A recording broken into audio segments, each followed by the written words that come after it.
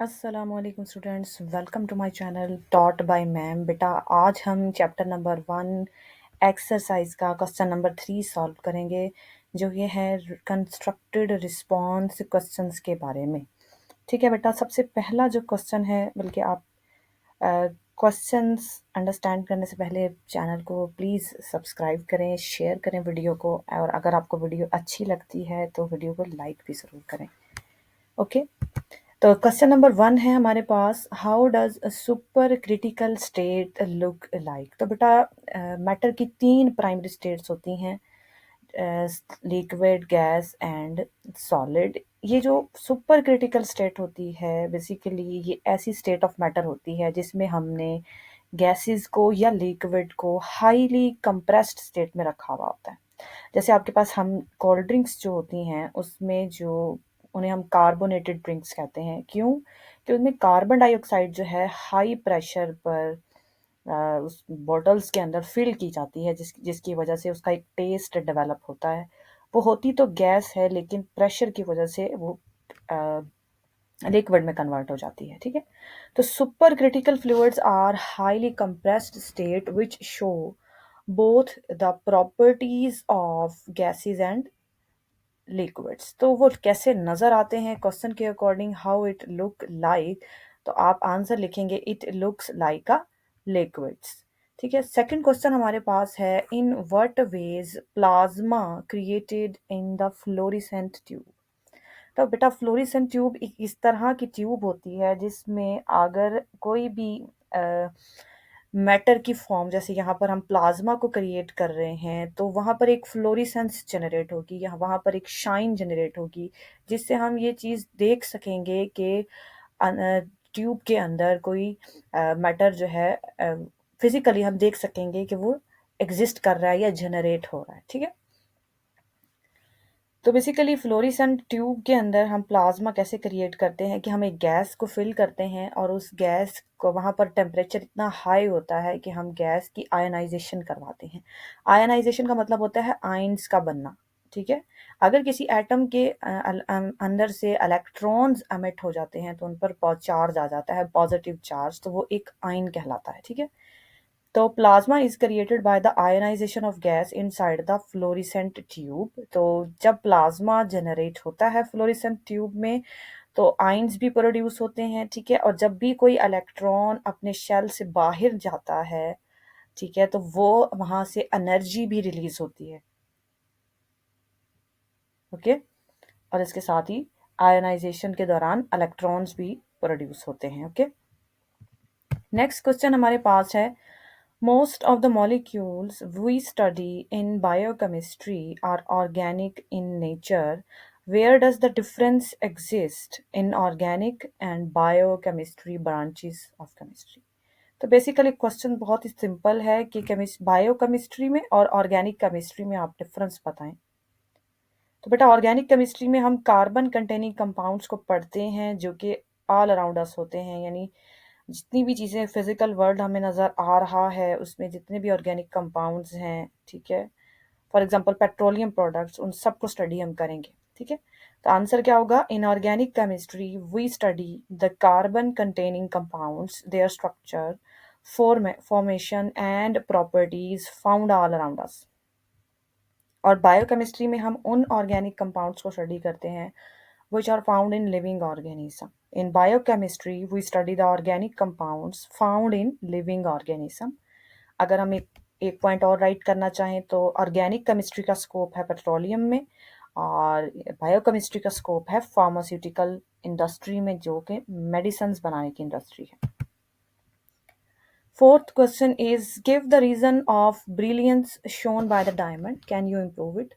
तो बेटा डायमंड जो होता है, जिस भी कलर का हो, उसके अंदर एक ख़ास किस्म की शाइन होती है। वो उसकी जो ब्यूटी है या उसकी जो वर्थ है, वो उसी की, वो डायमंड की शाइन की वजह से होती है।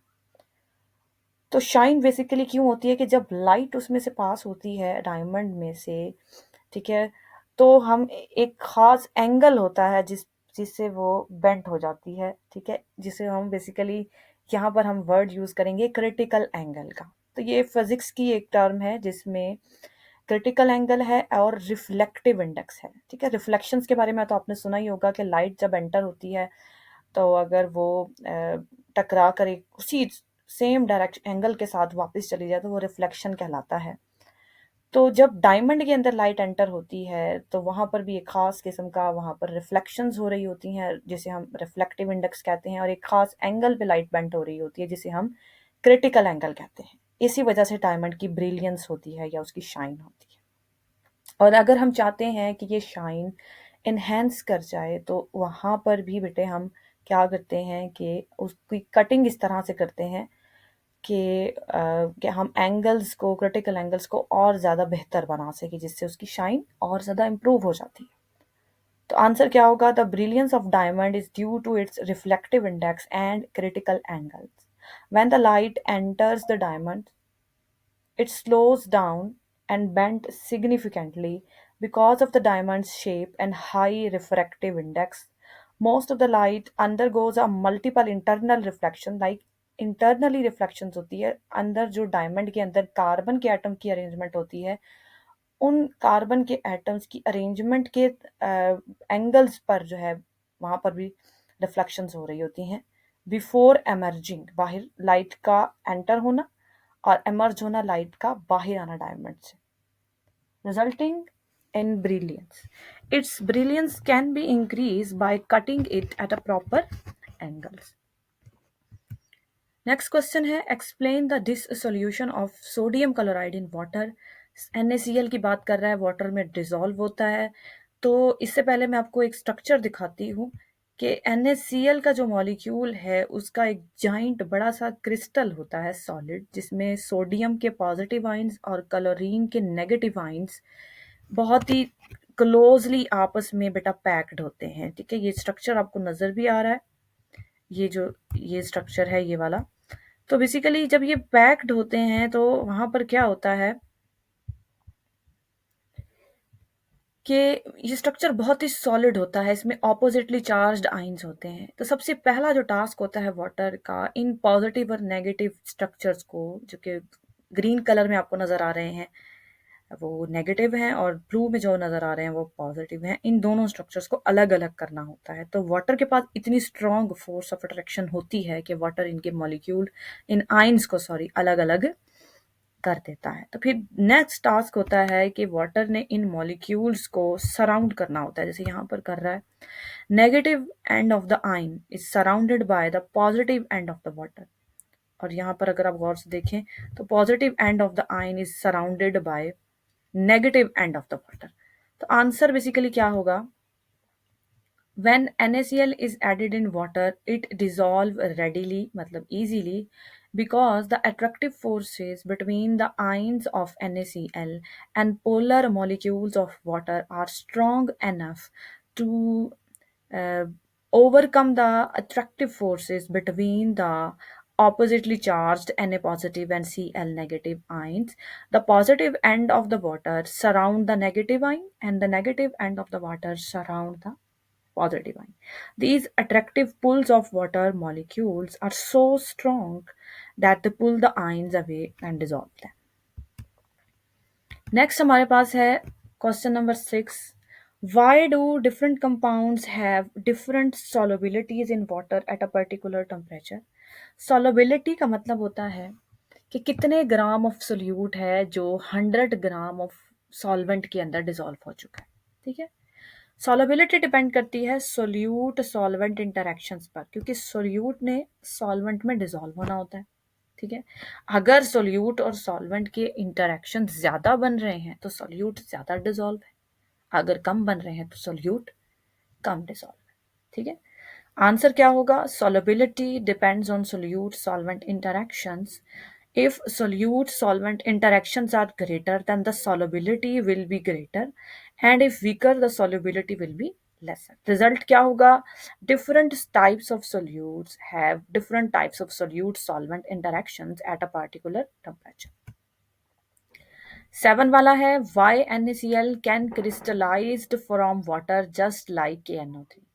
NaCl भी साल्ट है, KNO3 पोटाशियम नाइट्रेट भी साल्ट है, दोनों क्रिस्टलाइज्ड भी हो जाते हैं वाटर से। इसका आंसर क्या होगा कि NaCl is an ionic compound just like KNO3 and both are soluble in water, यानी it is soluble in water at a room temperature. जब उसी टेम्परेचर को हम कम करते हैं तो वो सॉल्युबिलिटी भी कम हो जाती है, टेम्परेचर को बढ़ाने से बढ़ जाती है, कम करने से कम हो जाती है।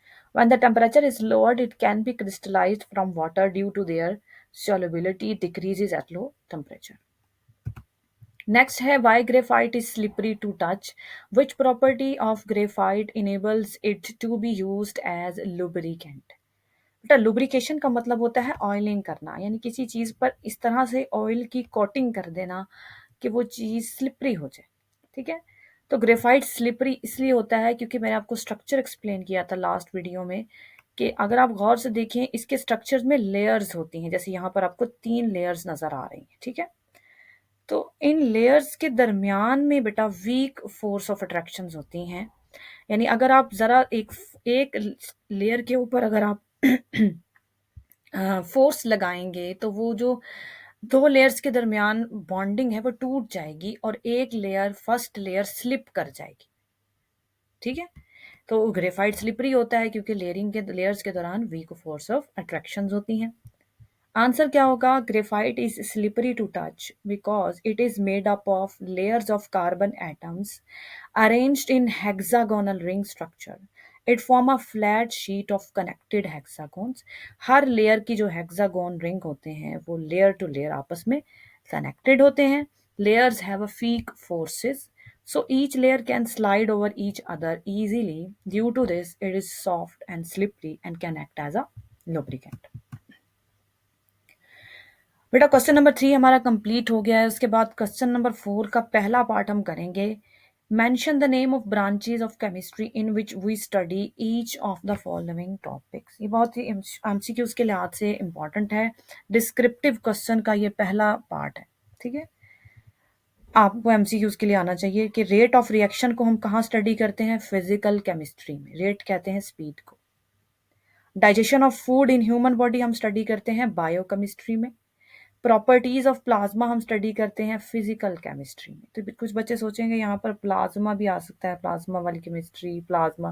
बेटा प्रॉपर्टीज जो है प्लाज्मा की या किसी भी मैटर की स्टेट की फिजिकल प्रॉपर्टीज खास तौर पर फिजिकल केमिस्ट्री में स्टडी होती हैं। ठीक है, इकोसिस्टम को स्टडी करेंगे हम इन्वायरमेंटल केमिस्ट्री में। Reactions taking place during the fire work, इसको हम स्टडी करेंगे इनऑर्गेनिक केमिस्ट्री में। और measurement of absorption of the wavelength with the help of ultra violet spectrometer, ये भी एक फिजिकल टेक्निक है। ठीक है, लाइट की मेजरमेंट की, वेवलेंथ की मेजरमेंट की एक फिजिकल टेक्निक है, तो उसको फिजिकल केमिस्ट्री में स्टडी करेंगे। ठीक है बेटा, ये आज का हमारा लेक्चर था। आप इसे जो है अगर आपको वीडियो अच्छी लगी हो तो लाइक और शेयर ज़रूर करिएगा, चैनल को सब्सक्राइब करिएगा। नेक्स्ट वीडियो तक के लिए अल्लाह हाफिज़। Thank you so much.